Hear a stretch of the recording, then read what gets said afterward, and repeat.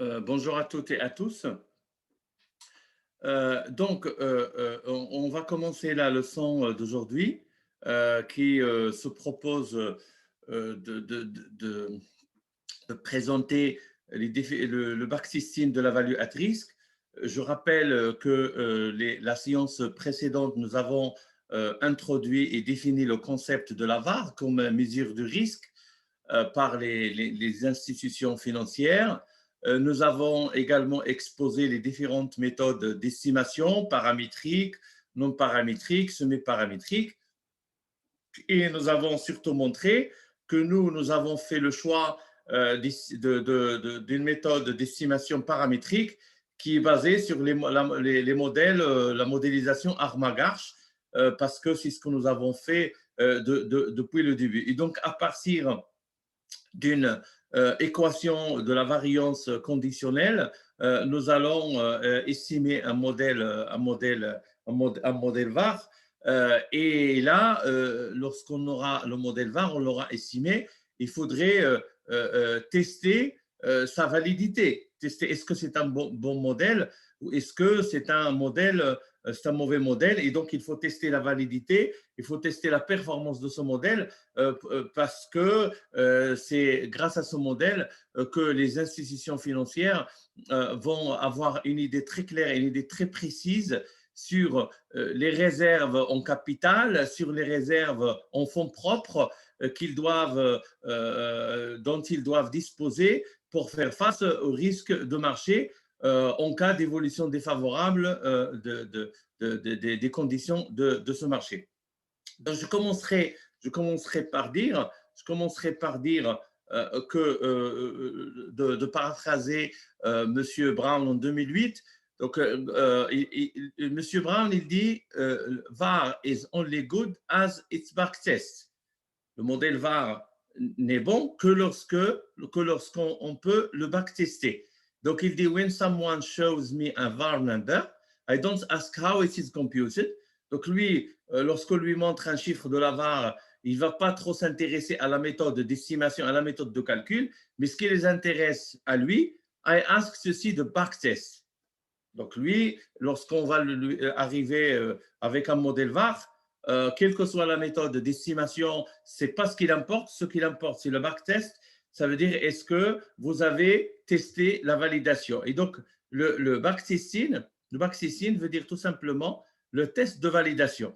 Mais ce terme de backtesting, nous sommes des financiers, il est largement utilisé en finance.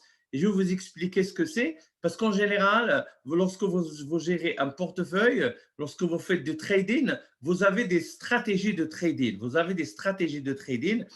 Et donc, ces stratégies de trading, vous êtes toujours en train d'essayer d'en évaluer l'efficacité. Et donc, en fait, en général, au lieu d'évaluer l'efficacité d'une stratégie sur la période à venir, ça veut dire sur l'avenir, vous allez évoluer, vous allez faire l'évaluation des performances d'une stratégie, de sa validation, de son efficacité sur la période à venir, ça veut dire sur le temps futur, sur les réalisations futures.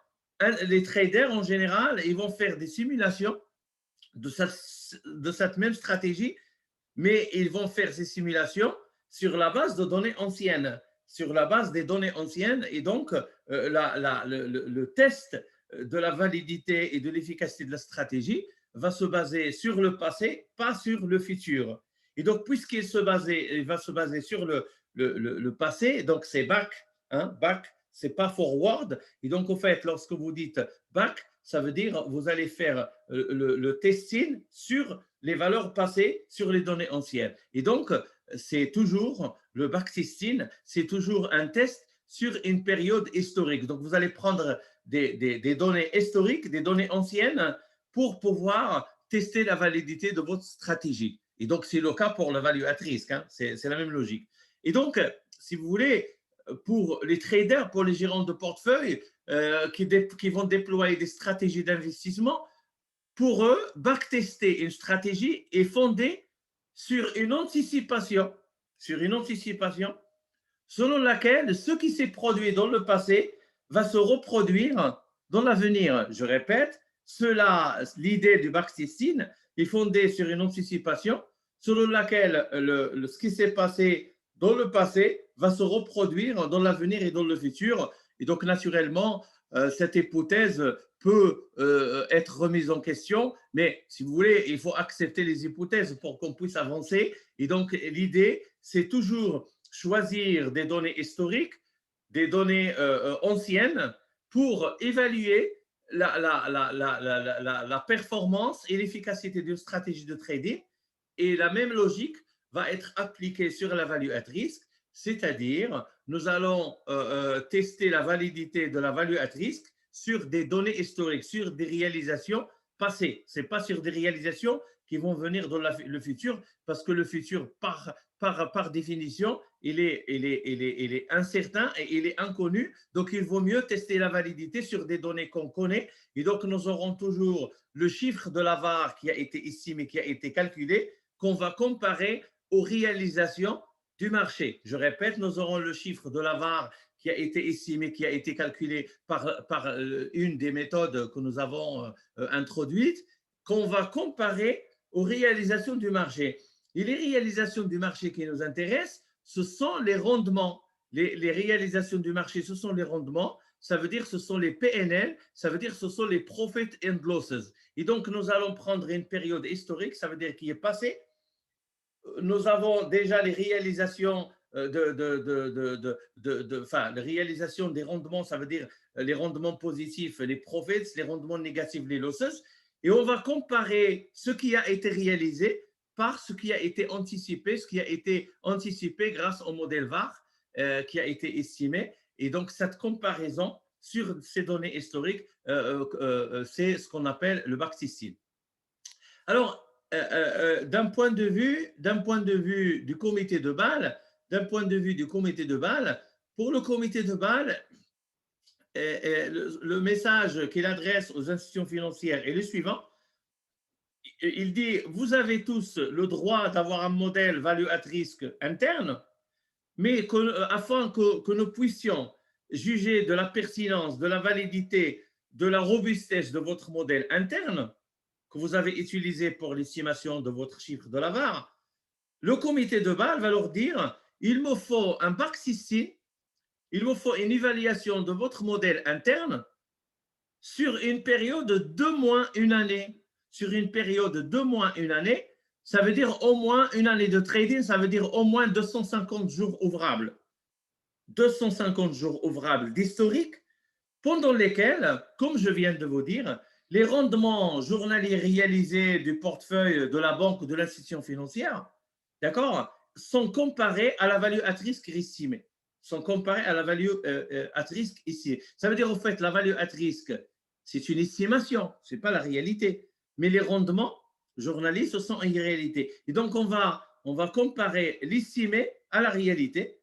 Et donc, ce qui est estimé, c'est ce qui était anticipé. Ce qui était anticipé, on anticipe un rendement demain, par exemple, on anticipe demain, ça va être le mercredi. Donc aujourd'hui, le mardi, à la fermeture du marché, on va estimer notre chiffre de la VAR et on va calculer la VAR de demain et on va attendre la réalisation de demain pour comparer est-ce que les rendements sont supérieurs au chiffre de la VAR ou ils sont inférieurs. Et donc, ce qui va se passer, si jamais les réalisations, ça veut dire les rendements, et en particulier les pertes, parce qu'on parle du downside risk, du risque baissier, on parle de risque de perte. Si les pertes réalisées sont supérieures au chiffre de la VAR, alors on a ce qu'on appelle une violation, ou bien un dépassement, ou bien une exception. Je répète, si jamais les pertes réalisées sont supérieures à la VAR estimée, on va parler de violation, on va parler d'exception, on va parler de dépassement. Je rappelle que la définition de la VAR, c'est la perte maximale potentielle. C'est la perte maximale potentielle. Ça veut dire que vous dites au plus, ma perte ne va pas dépasser ce montant à un degré de confiance donné, à 99%, 95%. Et donc, puisque vous avez estimé votre perte maximale, si jamais la perte réalisée est supérieure à cette perte maximale estimée, alors nous sommes dans un cadre de dépassement, nous sommes dans un cadre de violation, nous sommes dans un cadre d'exception. Et donc, la validité de votre modèle, elle est remise en question. Alors, la question qui se pose, c'est, si vous voulez, est relative à la procédure, et la procédure du marxisme. Et donc, cette procédure, au fait, c'est vraiment un test, c'est vraiment un diagnostic. Nous allons diagnostiquer le modèle, nous allons le tester, nous allons vérifier sa validité. Et donc, lorsqu'on va diagnostiquer, le tester, nous allons conclure que le modèle il est performant, très performant, moyennement performant, moins performant, ou pas du tout. Et donc l'idée c'est est-ce qu'on estime de façon, comment dirais-je, de façon juste le risque auquel l'institution financière est confrontée? Est-ce qu'on surestime le risque de perte auquel l'institution financière est confrontée, ou bien est-ce qu'on sous-estime le risque? Donc, il faut vraiment qu'on sache notre estimation. Est-ce qu'il s'agit d'une estimation juste? Est-ce qu'il s'agit d'une surestimation? Et est-ce qu'il s'agit d'une sous-estimation du risque? Et donc, au fait, il ne faut ni surestimer le risque, ni le sous-estimer, parce que les deux, la surestimation et la sous-estimation du risque de perte peuvent être fatales à l'institution financière. Et comme je viens de vous dire, il s'agit d'effectuer une comparaison entre quoi? Entre un chiffre ex ante et une réalisation ex post. Entre un chiffre ex ante et une réalisation ex post. Qu'est-ce que c'est que le chiffre ex ante? C'est le chiffre de la VAR. Parce que la VAR, comme je viens de dire, vous faites une prévision, vous faites une anticipation pour demain, ça veut dire, dites, aujourd'hui le marché vient de fermer, sur la base des informations dont je dispose, hein, rappelez-vous l'information, conditionnement à l'information disponible, donc conditionnement à l'information disponible, la prévision de mon chiffre VAR pour demain s'élève à tel montant. Et vous attendez la réalisation du marché de demain, et cette réalisation, c'est les ex post. Donc, vous avez ex ante, ça veut dire avant, et ex post, ça veut dire après. Et par conséquent, vous aurez un décalage temporel entre la réalisation du rendement à l'instant T plus 1, ça veut dire demain, et le chiffre de la VAR calculé à l'instant T, ça veut dire aujourd'hui. Et là, je prends l'exemple des chiffres de degré de confiance, 99%. D'accord? Et donc, ce qui se passe, comme on vient de le montrer, si le rendement réalisé du portefeuille est plus élevé que le chiffre de la VAR anticipé, d'accord? Donc, si l'ampleur des pertes est plus élevée que le chiffre de la VAR qui était anticipé, ça veut dire qu'il y a une violation, il y a un dépassement, il y a une excédence, comme on dit en anglais. Alors, si vous voulez, des auteurs et des chercheurs ont travaillé, parce que la question qui se pose, au bout de combien de dépassements, au bout de combien de violations, au bout de combien de violations, au bout de combien de dépassements, comment dirais-je, le modèle value at risk, il va être un mauvais modèle. Ça veut dire, on va définir des zones de confiance, on va définir des zones de confiance, et ces zones de confiance vont nous dire, en dehors de ces intervalles, hein, c'est comme des intervalles, hein, ce sont des intervalles, ce sont des zones de confiance. En dehors de ces zones de confiance, votre modèle VAR il est mauvais, mais lorsqu'il appartient à ces zones, c'est un bon modèle. Et donc, si vous voulez, si je prends ici la colonne, la première colonne, il est relativement à value at risk confidence level, c'est le degré de confiance. Et donc, vous avez le degré de confiance le plus élevé, c'est 99%. Ensuite, nous avons 97,5%. Ensuite, nous avons 95%, 92,5% et 90%. Et donc, moi, j'ai encadré les 2 degrés de confiance les plus utilisés en recherche empirique, le degré de confiance 99% et celui de 95%. Et donc, ici, je vais prendre un historique d'une année de trading que recommandent les autorités de Bâle, le comité de Bâle, les autorités de régulation recommandent un backtesting du modèle VAR sur un historique d'une année. Bon, l'historique d'une année, vous pouvez dire une année, c'est 52 semaines, x 5, ça fait 260. Et si vous enlevez des jours fériés, vous allez être à 250. mais vous pouvez trouver 250, 252, 255. Donc, on est aux alentours de 250 jours. Et donc, en fait, ici, si le nombre d'exceptions est strictement inférieur à 7, on peut dire que le modèle VAR est un bon modèle. Par contre, ça veut dire au maximum c'est 6. Au maximum c'est 6. Et si il est à 95%, il faut qu'il soit strictement compris entre 6 et 21. Strictement compris entre 6 et 21. Ça veut dire on commence à 7, le minimum c'est 7 et le maximum c'est 20. Je répète, le minimum c'est 7 et le maximum c'est 20. Le maximum c'est 20. Après, on peut, ça c'est sur 2 ans, ça fait 510 données. OK, et là, sur 4 ans, ça veut dire que nous avons 1000 jours. Et donc, au fait, comme je vous ai dit, des chercheurs ont travaillé pour avoir le nombre d'exceptions, le nombre de violations. D'ailleurs, vous avez ici non-rejection region for a number of violations. Donc, nous avons un nombre de violations, un nombre de dépassements où la VAR est dépassé par les rendements réalisés sur les marchés, en particulier les pertes. Et donc, il ne faut pas sur une année que les pertes soient supérieures à 6 lorsqu'on a un degré de confiance 99 et soit appartiennent, enfin, se situent à l'extérieur de l'intervalle 7-20. Donc, entre 7 et 20, OK. Si c'est 21, c'est mauvais. Si c'est 6, c'est mauvais. Si c'est 22, c'est mauvais. Et ainsi de suite. Alors, les autorités de régulation, ils ont établi une autre méthodologie. Ils ont établi une autre méthodologie pour parler, pour parler de ça, qui va s'inspirer des feux de la circulation. Donc, vous avez des feux jaunes, des feux rouges, des feux rouges, des feux verts et des feux jaunes, quoi. Et donc, l'idée est la suivante, c'est que on va compter le nombre de violations et pour chaque nombre de violations, nous allons faire, comme il appelle eux, un scaling factor. Scaling factor, ça veut dire que nous allons multiplier le chiffre de la VAR, hein, nous allons multiplier le chiffre de la VAR pour trouver la réserve minimale en capital. D'accord? Et donc, au fait, si je prends la zone verte, ça veut dire feu vert.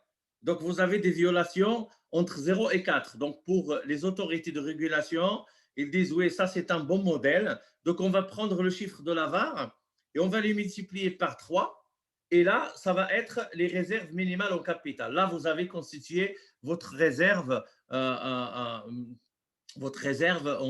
capital et donc vous avez suffisamment de fonds propres pour faire face à une évolution défavorable des marchés.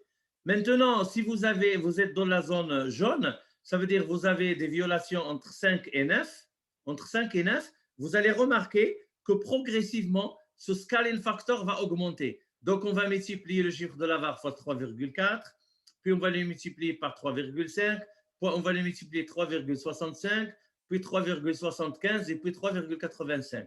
Ça veut dire chaque fois que le nombre de violations est élevé, chaque fois que les autorités de régulation vont demander de mettre de côté une réserve de capital plus élevée. Je répète, au fur et à mesure que le nombre de violations augmente, au fur et à mesure que les autorités de régulation vont demander à l'institution financière qui publie ce chiffre de la VAR d'augmenter ses réserves en capital, d'augmenter ses réserves en fonds propres. Ça veut dire d'augmenter ses capitaux propres pour faire face à la crise, parce que les violations, c'est une mauvaise nouvelle. Plus il y a de violations, moins le modèle est performant, et donc plus cette institution financière est confrontée à une évolution défavorable du marché. Et puis, vous avez la zone rouge.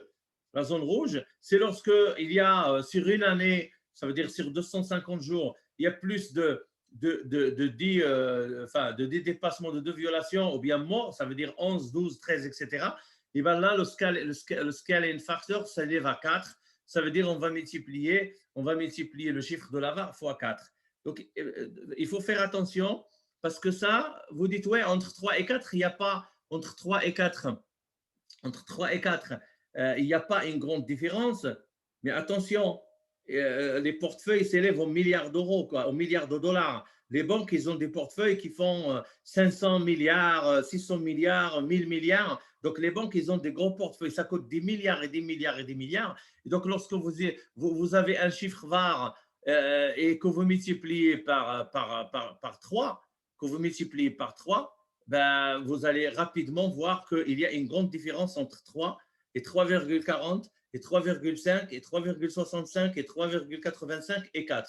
Et donc, même ces petites différences, lorsque vous multipliez par le portefeuille, parce qu'en fait, la VAR, c'est la perte potentielle du portefeuille. Donc, nous, on estime la VAR, c'est un pourcentage des montants investis. Attention, la VAR qu'on estime, il faut toujours la multiplier par le montant de l'investissement, quoi, par le montant de l'investissement. Donc, parfois, vous avez la VAR de 2%, mais les 2% de la VAR, il faut les multiplier par 50 milliards du portefeuille, quoi, ou bien 100 milliards du montant investi. Donc, vous allez voir que vraiment, cette méthode qui est très simple, qui va utiliser les feux verts et jaunes et rouges, comme pour les chauffeurs, lorsque vous conduisez le vert, vous passez, c'est bien. Le jaune, attends, il faut faire attention. Et le rouge, stop, hein, il faut s'arrêter parce que là, ça commence à devenir grave. OK, et donc, si vous voulez, ici, nous avons un graphique qui met en évidence ce qu'on vient de vous montrer. Ça veut dire que lorsque vous êtes dans la zone verte, vous avez jusqu'à 4 exceptions. Lorsque vous êtes dans la zone jaune, entre 5 et 9.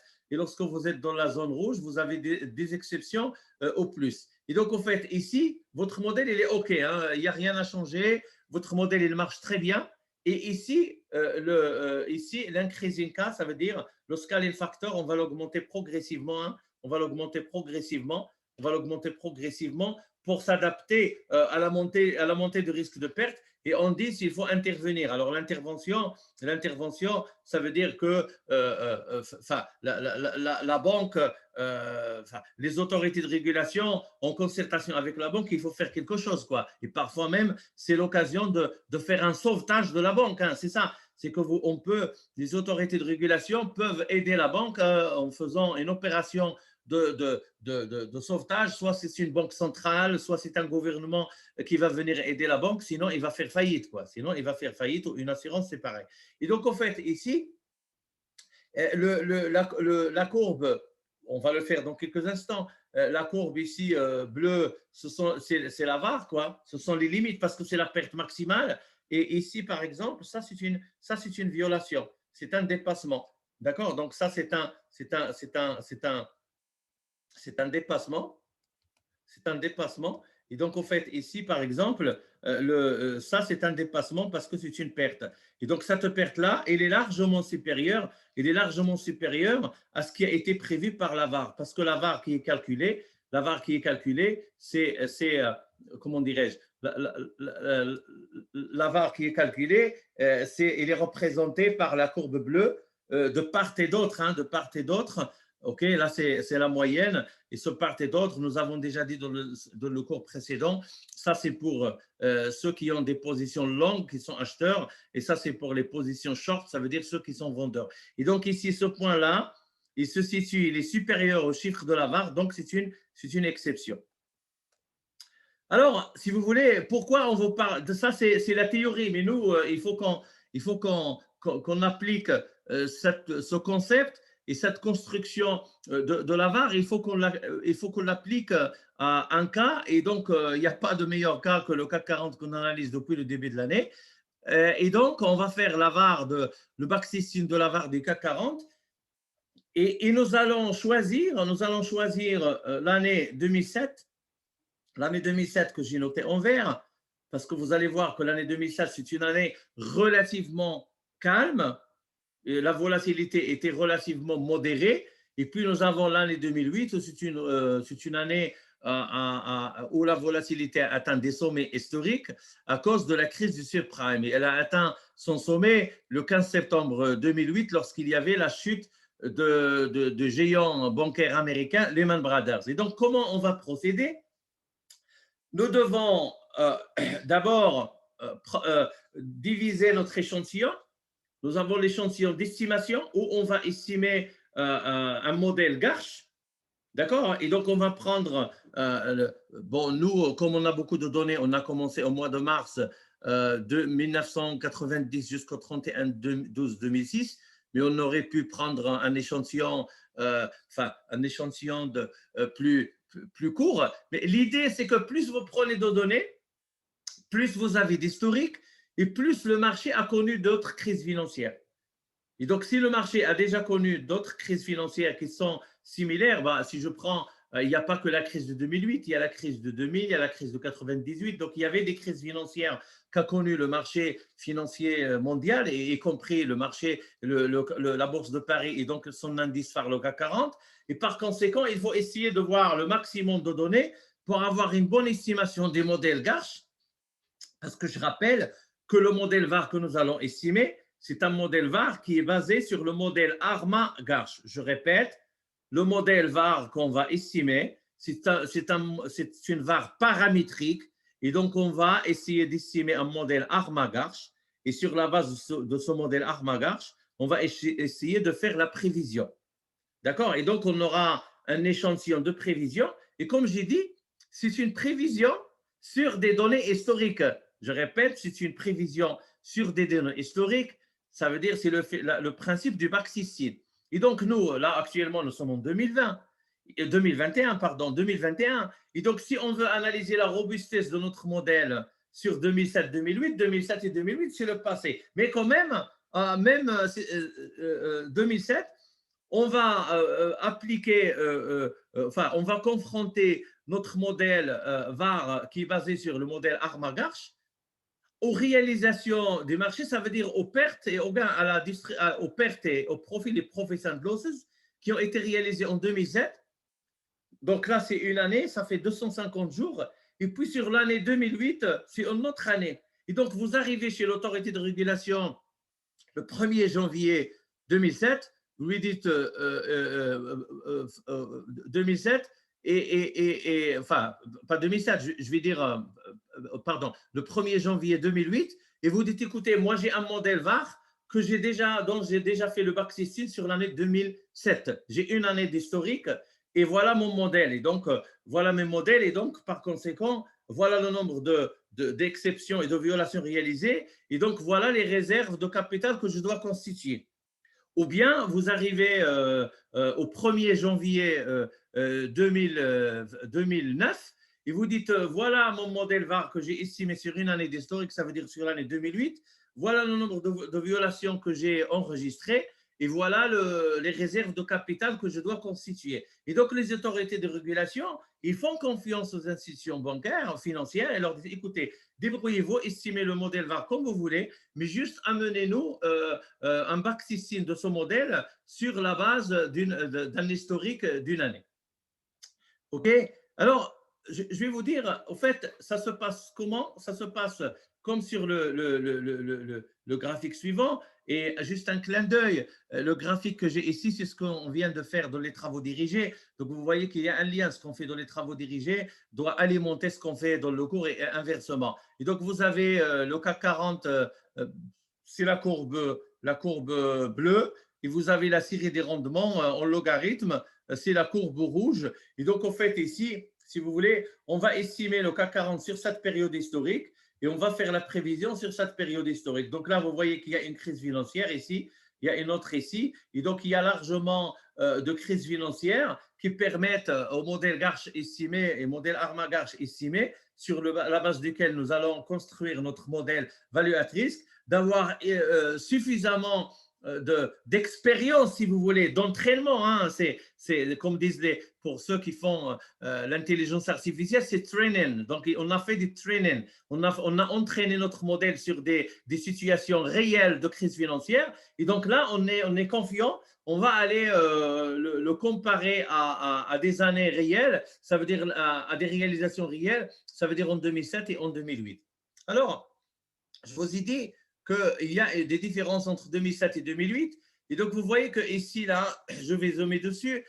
Et donc, on a en 2008, l'année 2007, c'est une année qui était relativement calme, hein. Il n'y avait pas beaucoup beaucoup de volatilité dans l'année 2007. Et le CAC 40 il était entre 5000 et 6000 points, entre 5000 et 6000 points. Et c'est à partir de cette période historique-là, lorsqu'on a franchi à la baisse le prix symbolique de 5000 points, que le CAC 40 a commencé de sa dégringolade. Et donc, c'est à partir de là où vous avez la première dégringolade au début des années 2008 qui a fait ce pic de fièvre sur les marchés, c'est-à-dire une augmentation de la volatilité, et puis et surtout la crise de 2008. Et donc là, si on veut le voir des deux côtés, là vous avez le côté perte sur les deux côtés, et là vous avez le côté gain. Donc on est vraiment entre deux périodes historiques. Vous avez une période qui est calme et une période qui est volatile, quoi. Vous avez, je répète,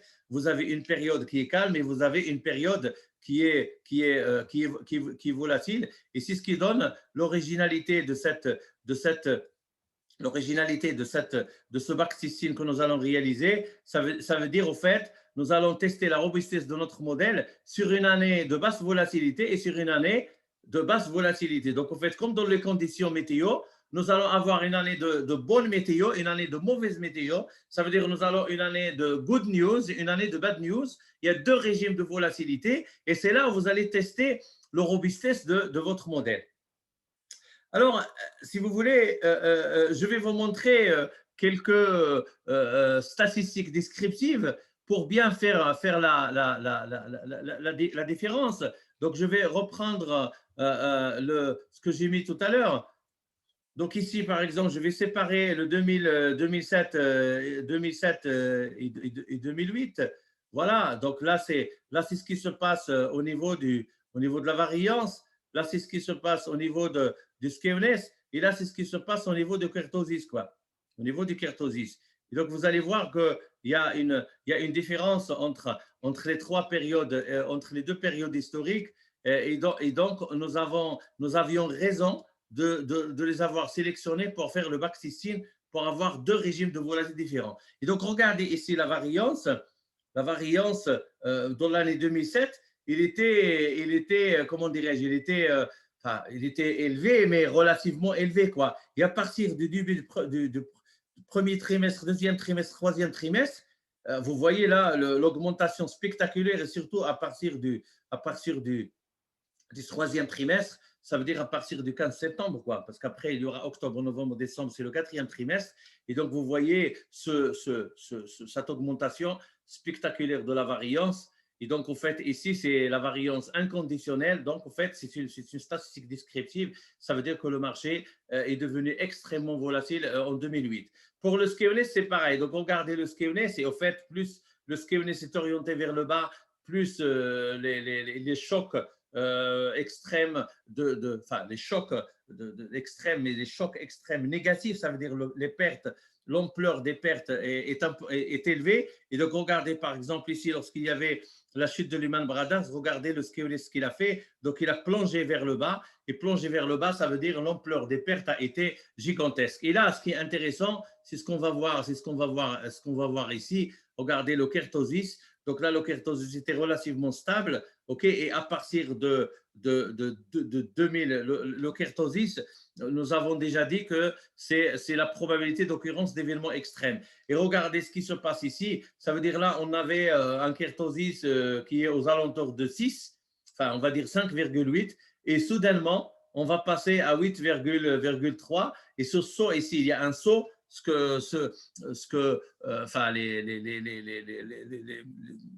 ceux qui font le calcul stochastique vont appeler ça le jump.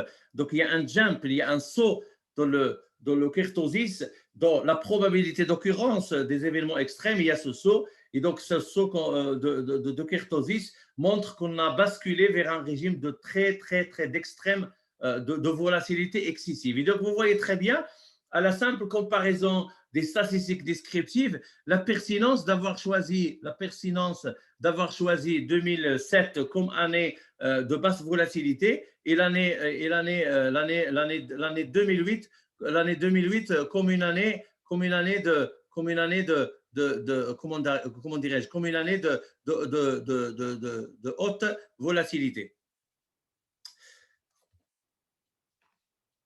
Et donc ici, on va encore voir les choses. Donc là, je vais croiser le kurtosis et la variance. Et là aussi, vous voyez le saut spectaculaire qui a eu lieu à partir du quatrième trimestre, 2007. Vous voyez le saut et le jump qui a eu lieu à la fois sur le kurtosis, ça veut dire en bleu, c'est-à-dire la probabilité d'occurrence des événements extrêmes a augmenté de façon spectaculaire. Et donc, l'année 2008, c'était une année pleine de Black Swan. Il n'y avait que des événements extrêmes avec des dégâts et des pertes qui étaient des pertes colossales, des pertes financières colossales qui ont même débouché sur la faillite de Lehman Brothers, sur la faillite de plusieurs fonds spéculatifs qui appartenaient à Bear Stearns, à Goldman Sachs, à Deutsche Bank, à Commerzbank, à BNP Paribas. Donc tout le monde y a laissé des plumes. Tout le monde y a laissé des plumes parce que c'était une crise financière sans précédent. Et par conséquent, vous allez voir que lorsqu'on va faire le back 16 sur une année calme, c'est pas la même chose que lorsqu'on va faire le back 16 sur une année qui était très volatile. Mais avant de faire cela, s'il vous plaît, je me permets de préparer le modèle que je vais utiliser. Alors, je vous invite à être très attentif à ce que je vais vous dire.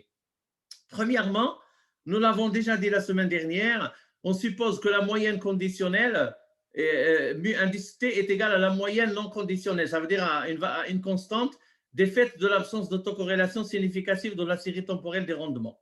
Donc, au fait, on peut très bien dire que la moyenne elle est constante parce que en général, la série des rendements, il y a absence d'autocorrélation. OK? Donc, au fait, c'est une hypothèse qui est recevable. La deuxième hypothèse, c'est lorsqu'on fait des estimations sur des données journalières, on peut faire l'hypothèse que certes, mu indice T est égal à une constante, mais cette constante est nulle, ça veut dire zéro.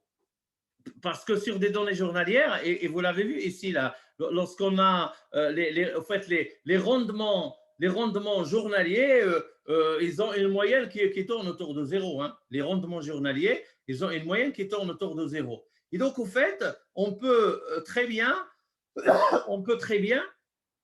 lorsqu'on va faire le modèle, lorsqu'on va estimer le modèle, notre modèle value at risk, de ne pas prendre en compte la moyenne conditionnelle. On va dire, oui, la moyenne conditionnelle est égale à zéro, et c'est une hypothèse qui est recevable. C'est pas, on ne va pas faire une entorse à la rigueur mathématique en disant en faisant l'hypothèse que la moyenne est nulle.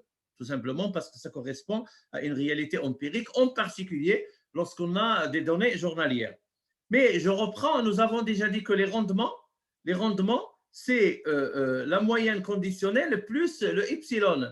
Et rappelez-vous, on a dit c'est à partir de cet epsilon que nous avons construit le modèle Arch et puis le modèle Garch. Et c'est à partir de la variance conditionnelle de ce epsilon que nous avons construit la modélisation Garch. Et donc, au fait, puisque le mu est égal à 0, ça veut dire RT est égal à epsilon T. Et donc, au fait, mu indice T égale à 0, ça veut dire qu'on va remplacer RT par epsilon T, puisque ce terme est égal à 0. Et donc, par conséquent, notre modèle Garch qu'on écrivait comme ceci, on écrivait sigma indice T est égal à oméga plus alpha epsilon T moins A au carré plus B sigma T moins A au carré. Ben maintenant, on peut l'écrire directement RT au carré. Et donc, au fait, compte tenu de la nullité de la moyenne conditionnelle, on peut très bien, dans l'équation des modèles Garch, représenter le epsilon au carré par le R au carré. Ça veut dire, au fait, le rendement, c'est le choc. Le rendement, ça correspond au choc. Quoi. Donc, la principale information, le bad news, le good news. Donc, lorsque le rendement est positif, c'est good news. Lorsqu'il est négatif, bad news. Donc, ça, c'est la première chose. Comme ça, vous ne serez pas étonné lorsqu'on va faire les estimations. Et donc, si vous voulez, voilà le modèle Garch sur le Garchin 1 sur lequel, sur lequel nous allons, sur la base duquel nous allons estimer notre modèle VAR, c'est que il est là, notre modèle, ce n'est plus le epsilon t-1 au carré, c'est quasiment le rt-1 au carré parce qu'on a dit que la moyenne conditionnelle est égale à 0. Et donc, au fait, notre modèle value at risk, d'abord, nous allons estimer un modèle Garch et à partir du modèle Garch, nous allons récupérer la variance conditionnelle et on a besoin de sigma. Donc, il suffit de faire la racine carrée, quoi. Donc, si je fais la racine carrée de sigma indice t au carré, je vais avoir le sigma indice t, ça veut dire l'écart type conditionnel, et que je vais multiplier par la fonction quantile. Et la fonction quantile, on va dire, est-ce que c'est la fonction quantile de la loi normale? Est-ce que c'est une fonction quantile de la loi de Student? Est-ce que c'est une fonction de quantile de loi normale, mais qui est approximée par Cornish, par l'approximation de Cornish-Fisher, l'expansion de Cornish-Fisher pour prendre en compte le kertosis, l'excès de kertosis et le skewness négatif. Et donc, il suffit de définir alpha, et alpha, c'est le degré de confiance. Alpha, c'est le degré de confiance. Et donc, par exemple, pour la loi normale, le f-1 de alpha, à 99% va s'élever à 2,33. Le f-1 de alpha à 95% va s'élever à 1,65. Et pour la loi d'Austin, nous avons déjà lu sur les tables ces valeurs. Et pour la Cornish-Fisher, on va prendre le quantile de la loi normale et on va faire la formule qu'on connaît pour calculer le quantile. Et donc, si vous voulez, le quantile, on peut le définir sur la base de l'hypothèse qu'on fait sur la loi des distributions des pertes et des rendements. Donc, les rendements conditionnels, j'ai bien dit conditionnels, les rendements conditionnels, ils ont une distribution. Ça peut être la loi normale, ça peut être la loi de Student, ça peut être d'autres lois. Hein. Il n'y a pas que la loi normale, la loi de Student. On peut avoir la loi de Lévy, on peut avoir la loi de Pareto, on peut avoir la loi de Weibull, on peut avoir la loi de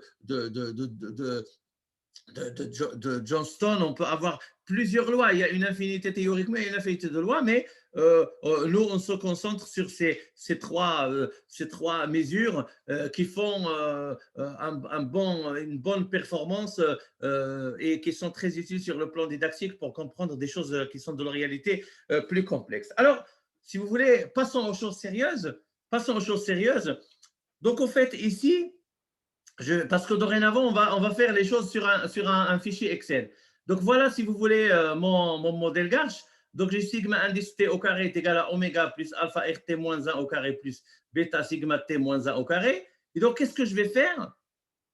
Première étape, je vais estimer un modèle Garchin 1 sur l'échantillon qui commence le 1er mars 1990 et qui termine le 29/12/2006. Ça veut dire, au fait, c'est cette période-là. Voilà ce que je vais faire. Je vais prendre la première période historique. Et donc, ici, du 1er mars 1990 jusqu'au fin 2006, j'ai mon échantillon d'estimation. Et donc, je vais estimer mon modèle Garch. Et c'est à partir de ce modèle Garch que je vais estimer comment dirais-je, mon modèle value at risk.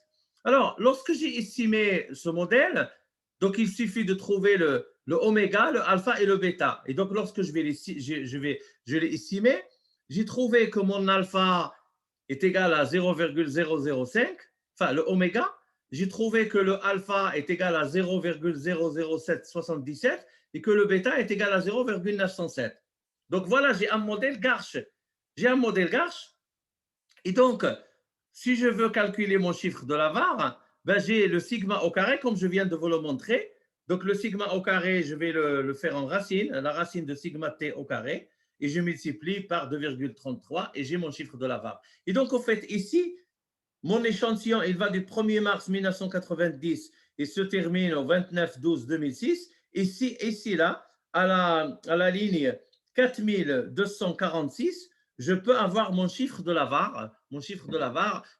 Il suffit de fixer le degré de confiance et le degré de confiance et la loi marginale de distribution des rendements et des profits. D'accord? Et donc, au fait, ça va être très simple pour estimer le chiffre de la VAR.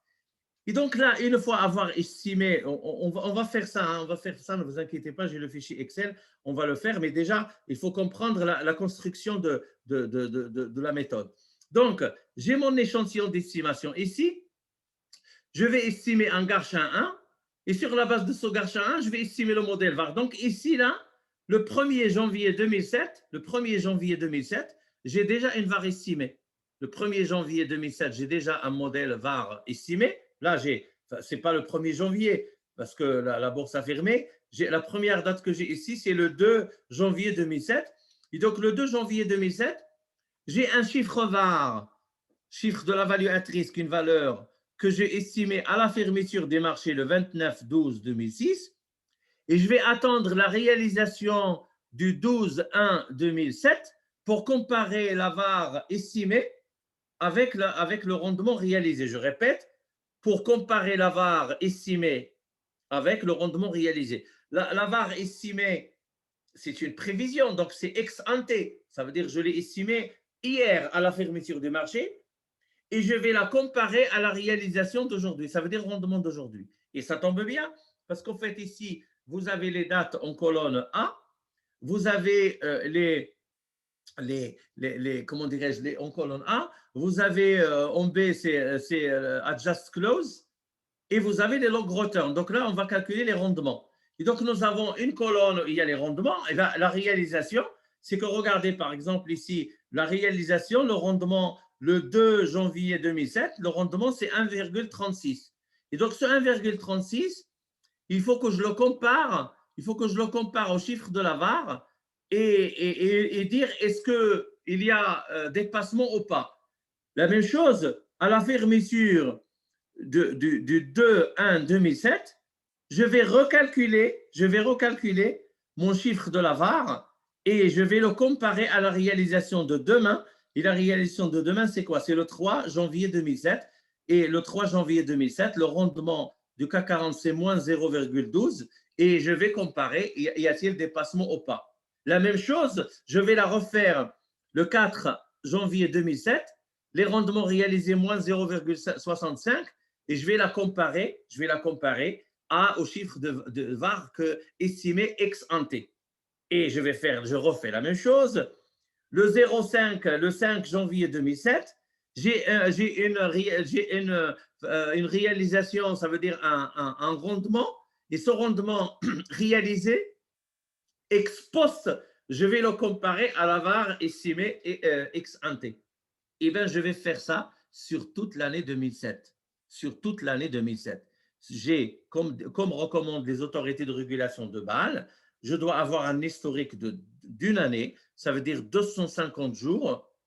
Comme on a dit tout à l'heure, on peut aller jusqu'à 255, mais en tout cas une année entière de trading. L'ensemble des rendements réalisés vont être comparés au chiffre de la VAR, qui est recalculé pour chaque pas du temps. Chaque jour, on recalcule la VAR. D'accord? Chaque jour, on recalcule la VAR et on va la comparer avec comment dirais-je, avec le chiffre, avec les rendements réalisés. Ce qui lui donne un caractère dynamique. Ça veut dire l'information qui arrive sur le marché va avoir une influence sur l'estimation de la VAR et le lendemain va avoir une influence sur le rendement. Et donc, lorsque vous comparez le rendement, il a intégré les bad news et les good news, d'accord? Et le chiffre de la VAR, comme on le recalcule tous les jours, il est aussi dynamique, il intègre l'information. Et donc, on va faire ces comparaisons. Et à la fin, on va dire, durant l'année 2007, il y avait tant de violations, il y avait tant de dépassements. Est-ce que le taux de dépassement il est acceptable ou pas? S'il est acceptable, on dit que le modèle VAR utilisé est un bon modèle. S'il n'est pas, si le nombre de violations et de dépassements il est trop élevé, on va dire que notre modèle est mauvais. Donc, il faut changer de modèle, quoi. Donc, il faut changer de modèle. Et deux, les autorités de régulation, comme on l'a dit tout à l'heure, lorsqu'on a parlé de la zone verte et la zone jaune et la zone rouge, vont peut-être être obligés d'intervenir pour faire le sauvetage de la banque. pour faire le sauvetage de la banque. Donc, soit c'est une banque centrale, soit c'est un gouvernement, soit ce sont des actionnaires qui vont faire une augmentation de capital, que sais-je. Mais l'important, c'est que sur la base de comparaison entre le chiffre de la VAR et les rendements réalisés, on sera en mesure de faire cette comparaison et pour juger de la pertinence du modèle. Et donc, si vous voulez, voilà la démarche que nous allons faire, que je viens de vous expliquer. Donc, premièrement, à partir du modèle Garchin 1 estimé, on va commencer l'étape de construction des modèles VAR basés respectivement sur la loi normale, la loi de Student et sur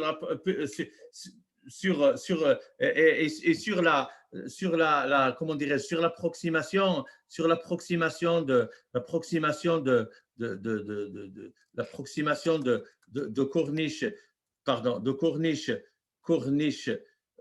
Cornish-Fischer. D'accord. Donc, en fait, on a d'abord un modèle Garch. Après le modèle Garch, on récupère le sigma indice T.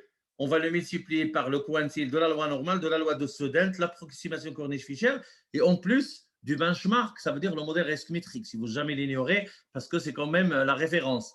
Deux, ce qu'on va faire, comme je viens de vous l'expliquer, afin de recalculer les modèles VAR à chaque pas de temps, chaque jour, on va recalculer les modèles VAR, on va utiliser les fenêtres roulantes. C'est ce que nous avons fait dans les TD la semaine dernière.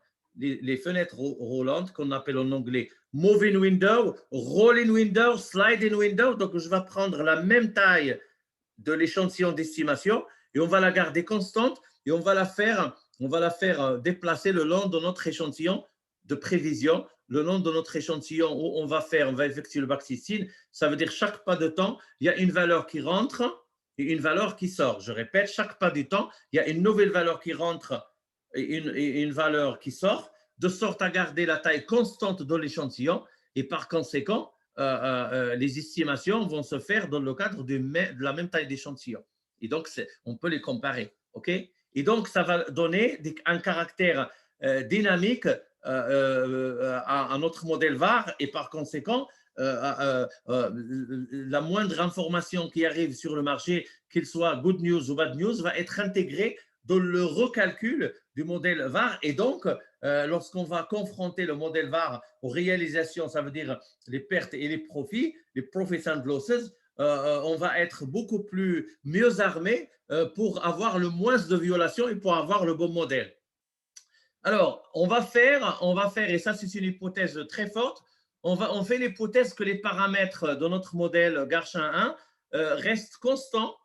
On va faire que ces paramètres, ils vont rester constants durant 2007 et 2008. Et donc, lorsque je parle des paramètres, ça veut dire ce que j'ai estimé ici, le oméga 0,005, le alpha 0,0077 et le bêta 0,907. Et donc, en fait, on a deux façons de faire. Soit on recalcule le GAR chaque jour et après le GAR, on va recalculer la VAR, soit on va garder les paramètres, mais on va intégrer les variations c'est les variables qui changent parce qu'on a des variables, on a des paramètres. Donc, les variables, c'est les sigma. Donc, chaque jour, on recalcule le sigma avec la méthode de la fenêtre roulante. Chaque jour, nous avons des rendements réalisés. Et donc, on va les actualiser tous les jours, mais en gardant le oméga, le alpha et le bêta constants. Et donc, ça, c'est une méthode. Mais il y a une autre méthode. Ça veut dire on va actualiser les variables, les nouvelles valeurs des variables à chaque pas de temps et on va réestimer le modèle VAR tous les jours. Et donc, ça va devenir très coûteux en temps et en heure. Et honnêtement, pour l'avoir fait, les paramètres, ils ne vont pas considérablement changer. Parce qu'au fait, lorsque vous avez la même taille d'échantillon, le oméga et le alpha et le bêta ne vont pas considérablement changer lorsque vous rajoutez une donnée supplémentaire ou des données supplémentaires, etc. Donc, au fait, c'est une hypothèse qui peut être recevable surtout sur une année. Sur une année, sur 250 jours, vous pouvez supposer que le oméga et le alpha et le bêta restent constants. Mais comme j'ai dit, c'est pour économiser le temps tout en restant pertinent. Ensuite, ce que je viens de vous expliquer, On va comparer les rendements du CAC 40 observés sur le marché, donc le profits and losses, donc ils sont réalisés ex post au chiffre de la VAR anticipé, ça veut dire ex ante. Donc comme j'ai dit, à chaque fermeture de marché, on va calculer la VAR et donc on aura une anticipation de rendement réalisé demain. Je répète, on a la VAR à l'instant T, ça veut dire à la fermeture du marché, on l'a estimé, et donc ça nous donne une anticipation, une prévision de rendement qui va être réalisé demain. Et lorsque le rendement va être réalisé demain, on va comparer ce que nous avons anticipé ex ante à ce qui a été réalisé ex post. Et donc, notre souhait, c'est qu'il n'y ait pas de dépassement, mais si jamais il y a un dépassement de la VAR par le rendement réalisé, on va parler d'une violation. Et comme on l'a montré, on a le droit d'avoir des violations, mais pas trop, quoi. On a le droit d'avoir des violations, des dépassements, mais le problème, ce n'est pas les dépassements, c'est le nombre de dépassements par, par an, quoi. Donc, en fait, sur 255 jours, nous avons dit que vous avez des zones de confiance, il ne faut pas les dépasser. Par exemple, à 99%, sur un back-système d'une année, et il ne faut pas que ça dépasse 6. Lorsque vous avez 7 violations, 7 dépassements, votre modèle est mauvais, quoi. Et donc si vous voulez, il faut s'assurer que le nombre de dépassements reste très réduit pour ne pas remettre en cause la validité de votre modèle. Alors, si vous voulez, ce que je vous propose maintenant, c'est avant d'enchaîner, parce qu'il nous faut du temps pour faire les choses sur Excel, je vous invite à prendre une pause de 5 minutes et on reprend dans quelques instants.